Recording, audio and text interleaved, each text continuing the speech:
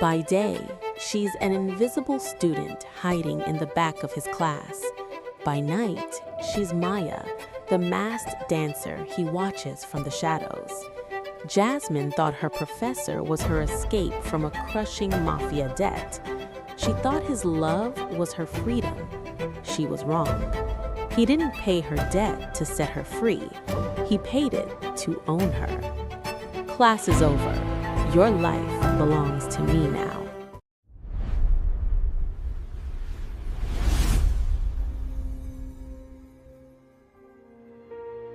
Scarlet Velvet and the Silence of Concrete. The face in the mirror didn't belong to her. It wasn't supposed to. The cheap bulbs surrounding the cracked, rusted backstage mirror illuminated the powder on her skin like war paint.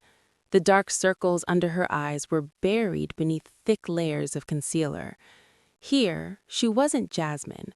Jasmine was a ghost left in a small, damp student apartment on the other side of the city, dozing off among textbooks. The woman here was Maya. A heavy synthetic scent filled the room. Cheap hairspray, stale cigarette smoke, and sugary perfumes sprayed over sweat. With trembling fingers, Maya made the final touch, the mask. A shield of black lace and cold, tiny stones covering the upper half of her face. The moment this mask was on, the shy girl from the university campus, the faded figure hiding in library corners, evaporated. All that remained was a body, movements, and a blank canvas reflecting men's desires. The bass from the main hall vibrated through the walls, hitting a restless rhythm deep in her chest. This sound was the heartbeat of her night shift, heavy, mechanical, and ruthless. Maya pressed her hands against the cold vanity. Her fingertips felt the sticky residue of alcohol on the table. This touch grounded her to reality, to this dark nest that was both her escape and her only sanctuary. She took a deep breath, locked the scared little girl, inside Jasmine, into the darkest drawer of her mind, and swallowed the key. She stood up. The click of her heels against the concrete echoed like the first drops of an approaching storm. As she parted the red velvet curtain, the rush of heat and flashing purple lights swallowed her. She was now a predator, a cornered predator, hunting the weaknesses of others to buy back her own life. As she took her first step onto the stage, she felt dozens of eyes lost in the smoky air focus on her. But none of those eyes could see who she was, why she was there, or the tears hidden beneath her mask. During the day, the world was gray. The campus was a labyrinth squeezed between massive concrete blocks where the wind howled incessantly. Jasmine tried to lose herself in this maze with a heavy backpack on her shoulders and her face hidden under a hoodie. Her eyes were fixed on the ground, her steps quick. Being invisible was a survival strategy. She spoke to no one, made eye contact with no one. The back shelves of the library, those narrow aisles between dusty books, were her true classroom. After the stifling heat of the nightclub, the early morning campus air burned her lungs. Sleeplessness gathered like grains of sand behind her eyelids. Every lecture was an endless torture, every exam paper a reminder of unpaid debts. Her father's dark legacy, those impossible gambling debts from the past, was like a cold breath on her neck. The Mafia was a concrete bank account number in her life, and it had to be fed at the end of every month. Otherwise, men from the shadows wouldn't knock on her door, they would knock on her life. Sitting in the back row of the lecture hall, she listened to the cheerful laughter of other students. Their problems were exams, heartbreaks, or weekend plans. For Jasmine, the world was an equation of survival and clearing that debt. The theories and philosophical debates professors discussed felt like a language from another planet. She was practicing life's harshest reality in the darkest hours of the night, holding on to that pole on stage. Still, she continued to play the part of a student during the day, a girl clutching a coffee mug, pretending to listen, acting as if she had hopes for the future. but her mind was rehearsing her night role, calculating which move would bring more tips, which customer lacked that dangerous glint in their eyes, which table looked more generous. She was trapped between two worlds, and both were tearing a piece of her away every day. In one, her mind was exploited, in the other, her body, and in that thin line between them, Jasmine was slowly fading. That Friday night, the club was more crowded than usual. The air was thick with cigarette smoke and the smell of sweat, like a dense fog. The music was a noise felt in the bones. As Maya spun under the dim lights in the center of the stage, she immediately noticed that face in the crowd. It was a reflex, like a predator sensing danger or a rare prize. The man sat alone at one of the shadowed tables near the bar. He wasn't like the others. Amidst the drunken shouts and uncontrolled movements, he sat motionless and proud like a statue. His dark, perfectly tailored jacket was out of place against the tawdry textures, cheap leather seats, and peeling paint of the venue.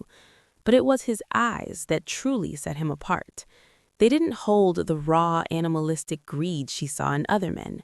Instead, there was a deep, analytical sadness, as if he were studying a piece of art or a complex equation rather than a stripper.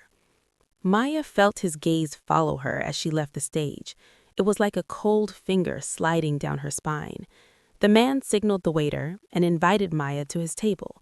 Maya approached with a professional smile, though the mask hid it. When she sat next to him, the scent momentarily dizzied her. It didn't belong here. It was a mix of expensive leather, old book pages, light tobacco, and fresh mint. It was the scent of security, status, and high intelligence. "Would you like a drink?" he asked. His voice had a calm, deep tone that cut through the club's noise like a knife. Maya simply nodded. His speech and choice of words were far removed from the rough world she was used to. "What are you looking for here?" he asked, as if he knew she didn't belong in this darkness. Maya whispered behind her mask, "The same thing everyone else is, an escape." The man smiled slightly, but it didn't reach his eyes. That night, David, she would learn his name later, spoke very little. But he watched Maya's every move, every breath.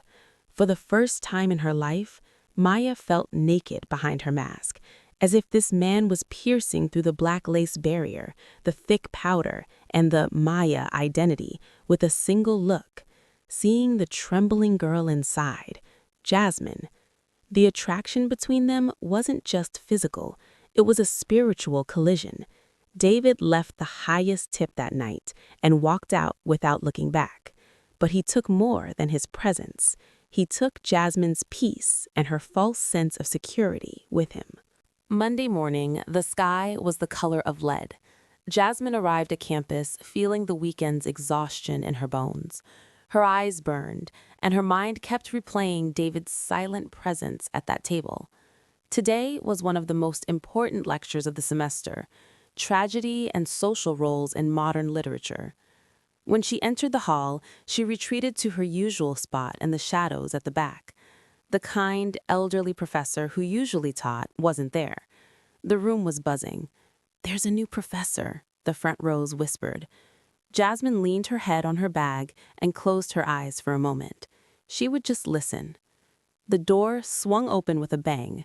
The sound of heavy, confident male shoes, not heels, hit the concrete. The class fell silent. Jasmine slowly raised her head. At that moment, she felt time stop. She felt her blood freeze in her veins, her heart skipping a beat.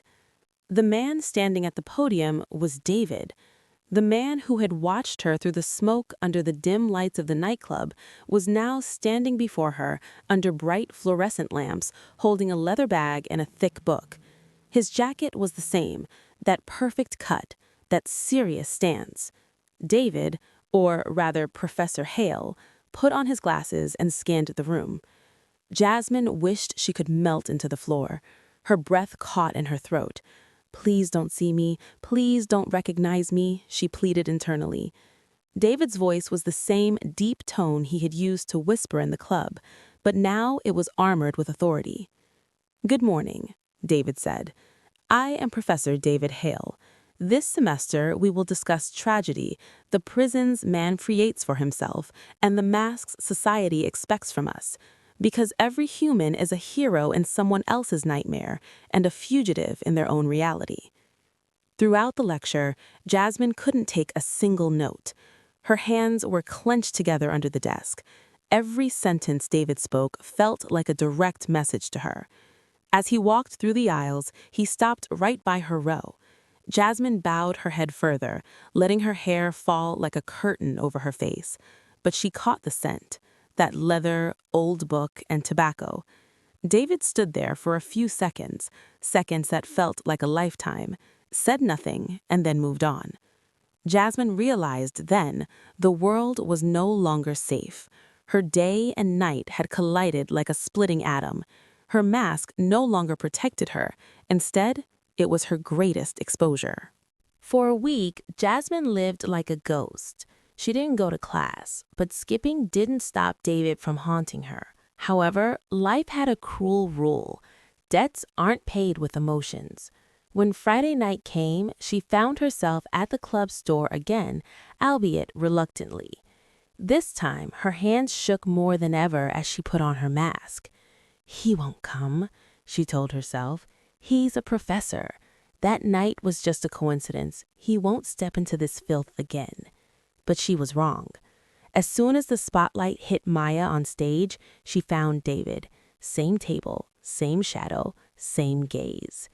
David looked darker this time. The mournful analysis in his eyes had been replaced by a determined waiting. As she danced, Maya poured all her hatred, fear, and this impossible attraction into her movements. It wasn't a dance, it was a scream. Toward the end of the night, a call came from the VIP section at the back, a private room. Maya knew she shouldn't go. A voice inside screamed, "Run!" But her body was like a satellite, caught in his gravitational pull. When she entered the red velvet-lined, dim and stuffy private room, David was waiting. As the door closed behind her, the bass from outside turned into a muffled thud. The silence inside was deafening. David sat on a wide leather sofa. He had taken off his jacket and rolled up his shirt sleeves. Maya stood in the middle of the room. She didn't start the music. She didn't move. "Take off your mask," David said. His voice wasn't a command nor a request. It was simply a statement of an inevitable truth. Maya whispered, "This is not a place for rules." David stood up. He approached her with slow steps. Maya wanted to flee, but her back hit the wall. David raised his hand and touched the black lace on her face. When his fingertips felt her warm skin, Maya shivered. "Rules," David said, right in her ear. "Pleas are for those who wear masks. But you and we passed that stage long ago, Jasmine." The name, her real name, echoed off the walls of that grimy room. Jasmine closed her eyes. Her entire world collapsed. Professor Hale, her customer for the night, knew who she was, but he claimed to know not just that she was his student, but the soul behind the mask. David untied the mask. The black lace fell slowly to the floor. Jasmine looked at him with vulnerable, naked, and fearful eyes. David placed his hand on her cheek. "Why?" he asked. "Why this torment? Why these two lives?" Jasmine broke her silence for the first time. A tear rolled down her cheek. "Because I don't have another life," she said. "Because to be Jasmine among the concrete blocks, I have to be Maya in this hell." David didn't hug her. He didn't kiss her. He only rested his forehead against hers. At that moment, all the noise of the club went silent. Only the silence of two wounded souls touching each other's scars remained. The silver-sealed Mafia ring on David's hand glinted in the dim light. Jasmine should have realized then, David wasn't just a professor. He was a part of the club, the city, and the dark system her father owed money to. But in that moment, they were just a man and a woman. Nothing was the same after that night. Every time they crossed paths on campus, in class, or in the hallways, an invisible electric wire stretched between them. No one noticed, but they could recognize each other's breath from across a room. In his lectures, David no longer just taught tragedy. It was as if he was giving Jasmine survival lessons. And Jasmine no longer hid in the library. She fixed her eyes at David's, challenging him. However, this passion brought a great destruction. Jasmine was falling in love with David.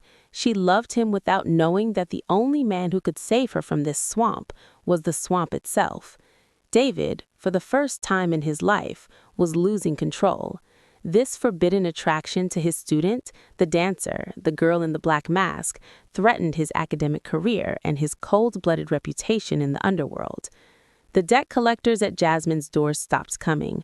Her father's debt was mysteriously cleared. Jasmine thought she was free. She thought David had saved her, that this love had redeemed her. But in this world, nothing came without a price. If the Mafia cleared a debt, they replaced it with a heavier burden. The day of the final exam arrived. The lecture hall was quieter and colder than ever. Jasmine sat at her desk, answering questions with the secret strength David had given her. She was no longer afraid. She dreamed of a future with David. Maybe they would leave the city. Maybe both these lives would end. When the exam was over, everyone handed in their papers and left. Jasmine was the last one. David sat at the podium, collecting the papers. Jasmine handed hers to him. When their fingers touched, both felt a jolt. "It's over," Jasmine whispered. "I'm free now, right?" David looked at her. In his eyes was a pain and darkness she had never seen before. "No one is truly free, Jasmine," he said. "Sometimes we only get to choose our master." David took Jasmine's exam paper. He pulled out a red pen. Instead of grading it, he drew a large blood-red symbol of the high-level seal of the dark Mafia organization her father had been indebted to. Jasmine's heart nearly stopped. What does this mean?" David stood up. The softness in his voice was completely gone, replaced by the icy tone of the underworld. "I paid your father's debt, Jasmine, but that debt belongs to me now. You don't need to wear your mask anymore, because now you belong only to me, not in the nightclub, but by my side, as my property." Jasmine recoiled in horror. The man she thought was her savior was actually the biggest creditor who had purchased her. David slowly tore the paper and threw the pieces into the air. "Class is over," David said, walking toward the door. "Now the real tragedy of life begins." The heavy door of the lecture hall slammed shut behind David with a resounding boom. Jasmine stood alone in the empty classroom amidst the scraps of paper. The evening sun filtering through the window illuminated the invisible mask on her face that would now never come off. Her love had become her greatest prison. Thank you for listening. Be sure to like this video and subscribe to the channel so you don't miss our next story.